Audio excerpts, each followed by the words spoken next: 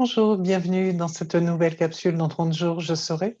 Pour ceux et celles qui ne me connaissent pas encore, je m'appelle Sylvie Béringuet. Je suis spécialisée dans la gestion du stress, du deuil et des émotions. Personne m'a demandé il y a quelque temps en me disant j'arrive pas à me motiver, je ne sais pas comment faire et je perds tous mes moyens à chaque fois dans tout ce que je veux entreprendre. Comment trouver sa motivation?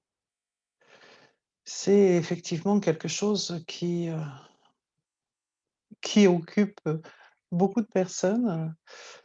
Les les sportifs ont des conditions, mentales, ils ont même des préparateurs mentales qui leur permettent, heu, de constamment trouver leur motivation. Mais comment ils font? Parce que, OK, ils ont le physique, ce sont des gens qui s'entraînent, ils ont une structure, ils ont des coachs, qui les motivent, voire même des fois qui sont presque un peu violents envers eux, mais comment ils arrivent eux-mêmes à trouver leur motivation et comment ils arrivent toujours à s'y accrocher? Eh bien, ce qu'ils ont, c'est une vision d'eux, peut-être pour des sportifs de haut niveau, c'est une vision d'eux en tant que champion du monde, par exemple.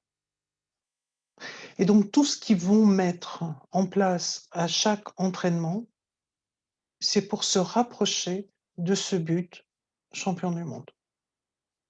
Donc la motivation, c'est quand on a une vision claire de ce que l'on veut.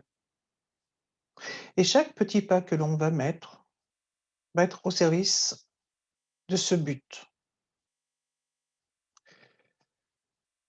Et quand on est fatigué de ne pas y arriver même, se rappeler de tous les petits pas que l'on a faits, d'apprécier ce que l'on a fait, de regarder que ces petits pas, ces petites réussites, c'est aussi apprécier ce que l'on a. C'est aussi comprendre que ces petits pas, c'est autant de marches que l'on a eu le courage de monter pour aller vers son but. Parce qu'on n'a pas toujours la forme à 100 et on peut avoir des moments, de dépression et notre vision à ce moment-là, ben, elle est, juste dans le brouillard, quoi. On ne peut pas du tout y arriver.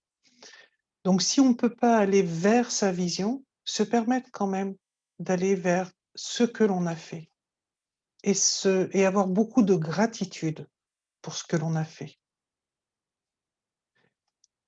Et c'est vraiment toute notre expérience, toute notre volonté de ces petits pas que l'on a eu le courage de faire, qui peut être motivationnel au fur et à mesure pour de nouveau avoir la vision de son but.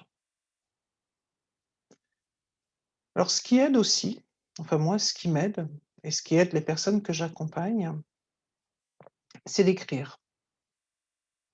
Parce qu'on peut difficilement effectivement aller vers un but si on ne l'a pas écrit. Donc écrire et se rappeler quel est son but et surtout pourquoi on le fait. Parce que le champion du monde, il veut pas être champion du monde, juste pour avoir une médaille, hein. C'est qu'il y a quelque chose derrière, de beaucoup plus profond, de beaucoup plus important. Il y avait une jeune fille, j'ai oublié son nom, qui était harcelée à l'école